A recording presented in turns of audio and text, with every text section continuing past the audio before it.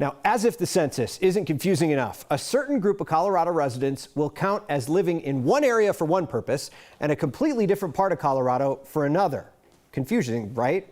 Well, there are more than 14,000 inmates in state prisons. So is their home their prison or where they lived before prison? Politics guy Marshall Zellinger shows us why the answer is both.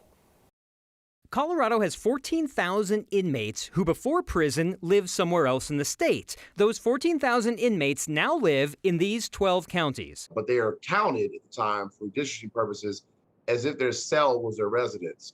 And that's what we defined as prison gerrymandering. Democratic State Senator James Coleman sponsored a bill last year that became law, which requires the state to track where inmates lived before prison for redistricting, which happens every 10 years. Considering that the average state prison sentence is 3 years, but redistricting lasts for a decade, we believe that prison gerrymandering is a practice that degrades, quite frankly, the representation we provide in our democracy. If prisoners were counted in their last known address, El Paso County would grow by 2,400 people, Adams County 1,600 more, Arapahoe almost 1,400, Denver 1,300 people. The counties where the prisoners are housed would mainly lose population. Fremont County, home to 7 state prisons, would lose 4,800 people. That's 10% of its population. Crowley County would lose 2,800 people, almost half of its population.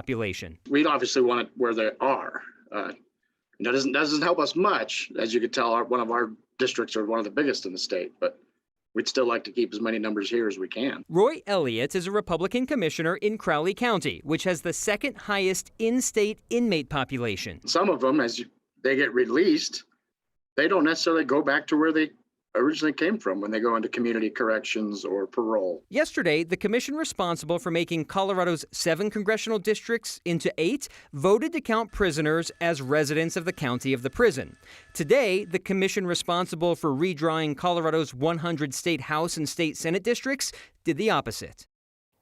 So even though it's a state law to have this list of former addresses for inmates for redistricting purposes, the Colorado Supreme Court this year essentially made a ruling on a separate issue that told the legislature to stay out of the business of the independent redistricting process. And that's why we have these conflicting decisions that in one situation, prisoners can be counted in the prison in that county, and then in this other situation, they can be counted as where they previously lived. But at the end of the day, you're talking about 14,000 people. Is that enough to make an actual impact on one of these maps?